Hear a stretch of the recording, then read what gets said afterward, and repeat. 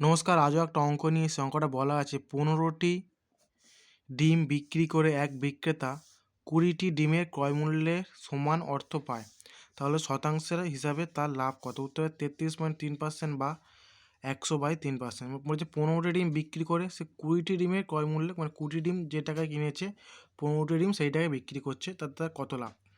উত্তর হবে 33.3%। আর ধরে নিচ্ছি 20টি ডিমের ক্রয়মূল্য প্রত্যেকটা 1 টাকা করে, 20 টাকা। তাহলে 15টি ডিমের ক্রয়মূল্য কত হয়? 15 টাকা।